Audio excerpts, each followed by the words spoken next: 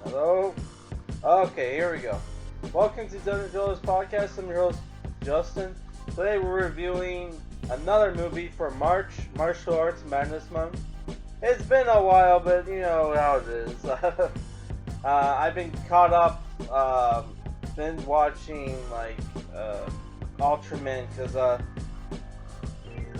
I'm going to review Ultraman in our next Tokusatsu Thursday reviews, which, has been the first, episode or reaction that I did, pretty well, actually, compared to most of my videos. So, yeah, we're gonna continue that for a while. So yeah, so today I put aside some time to watch a Jackie Chan movie, Rumble in the Bronx, which is one of Jackie Chan's most famous movies.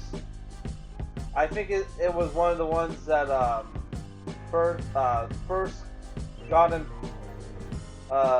acclaim in America. I could be wrong though, but yeah.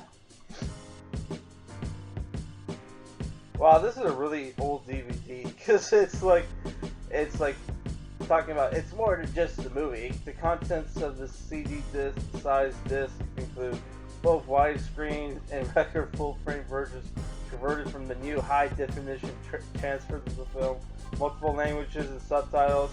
By multiple languages, they mean two, which is English and French.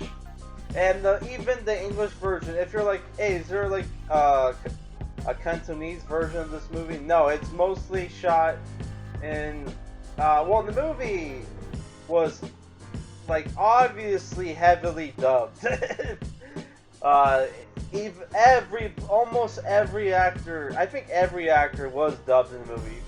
But some of them, it looked like they did their own voices, but others, it's obviously, last time I checked, Richard Epcar doesn't have a ponytail and is 7 feet tall, which is what the guys is. So the movie is directed by Stanley Tong, who directed a lot of Jackie Chan movies. He did Super Cop, The Myth 2005, which I've actually seen. It was alright, and he did this movie, obviously. So the movie stars Jackie Chan as Kyung, Francois Yip as Nancy, Anita Miu as Elaine, Mark Akerstrom, what kind of name is that, as Tony, Bill Tong as Uncle Bill, which I saw a Bill Tong movie recently with Stephen Chow called Lookout Officer, which was pretty cool. It's on Netflix. And you have Garvin Cross as Angelo. So what the movie is about, I should mention the movie is supposed to take place in New York, and it was shot in British Columbia, Canada. So if you guys are wondering if this movie was in New York, it wasn't, so unfortunately. Yeah. So Jackie Chan is a Hong Kong policeman. I didn't know that. A Hong Kong policeman travels to New York for his uncle's wedding, but he ends up befriending a local gang to bring down an evil criminal syndicate. So that doesn't happen till the end of the movie, because So I'll just talk about the movie. So yeah, Jackie Chan's uncle, who owns a supermarket, is selling it to this woman named Elaine, Anita Miu, who's also Chinese, and Uncle Bill got married to this black woman, which is big fat happy black woman, and Jackie Chan was a little surprised because that, which was kind of funny, and they go off for the honeymoon, and Jackie Chan is staying at their apartment, and is helping out Anita Elaine, who bought his uncle's supermarket, which gets accosted by Tony's gang. Jackie Chan character beats him up a bit. They go after him for revenge, right? Where there's a scene where he gets trapped in dead end alley, and they chuck broken glass they chuck beer bottles at him, and he gets cut up really bad, right?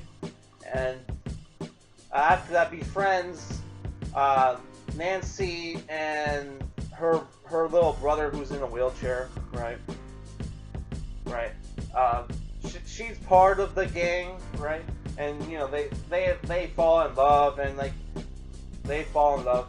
What ends up happening is Angelo, who's part of the gang, steals some diamonds from these guys during a bad deal gone wrong, where they were going to buy stolen diamonds from this gang, killed him, and when they went to retrieve the diamonds, Angelo steals it, right? And this gang, which is part of this gang of professionals, is part of this huge syndicate under this guy named White Tiger, who's a white rich guy, and our Jackie Chan ends up after beating the shit out of Tony, becomes friends with these guys, and they team up with the police to take down White Tiger. So there's some really cool stunts in the movie. You got to see Jackie Chan do some pretty cool parkour. There's some great fight scenes, right? There's a police chase with a hovercraft and a fleet of cops in like speedboats. Where there's also a scene where the hovercraft goes on land, and this hovercraft is huge, just tearing shit up apart. And Jackie Chan steals a guy's Lamborghini, takes a big ass sword, and like slashes the rubber thing that's part of the hovercraft. Sorry. And they fix it, and Jackie Chan takes the hovercraft and runs over White Tiger's boss, right? So, my problems with the movie is that there's some really bad dubbing in the movie. Jackie Chan's character gives like this Game Gear or whatever to the kid, right? And you see him play with it, and there's like stock game sound effects. It kind of sounded like a mix of Donkey Kong or like Mario, and like you see the back of this Game Gear, and there's obviously no cartridge. So I thought that was a little dumb. I did like the sets, and I thought it was really cool. I did find it weird though, like in Uncle Bill's like apartment, he has this like huge Captain America poster. So it's like, why would this old Chinese dude have like a Captain America poster? I don't know. Other than that, the movie was enjoyable. I didn't really think it was a comedy. The only comedy is in the action scenes, where mishaps will happen as you have these big fights and whatnot. There's this scene where when Jackie Chan tries to board the hovercraft, he gets the rope tied around his ankle, and he's getting pulled along by the boat hovercraft by the rope, which apparently he broke his leg in that scene, because at the end of the movie you see a stunt reel at the end of the movie, and where you see a lot of people get hurt. Like one of the women who was riding the dirt bikes in that race in the beginning of the movie broke her leg. Jackie Chan breaks his leg at the end of the movie, which is why there's no epic fight scene. It's just him in the hovercraft, which was cool, but I kind of don't see the police letting you borrow that. And I don't know. Other than that, it was an enjoyable movie. I would probably give it. If it's a thing where if you're a fan of big stunts in movies, this is a really cool movie. I'm giving it like a 7.5 out of 10. Also, there's this punk rock Jackie Chan tribute song at the end that I thought was pretty cool. That's it for today's review. My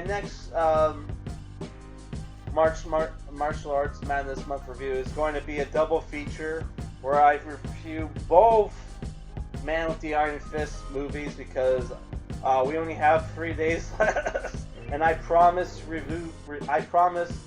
review those movies and Curse of the Golden Flower. So like Curse of the Golden Flower is going to be the last review, and maybe on April Fool's Day, like I'll do a special for April Fool's where I'll review some April Fool's themed horror movie, and also I'll release like commentary for that movie, right? In case anybody wants to watch that, which most people don't, but I enjoy doing them. Alright guys, that's it.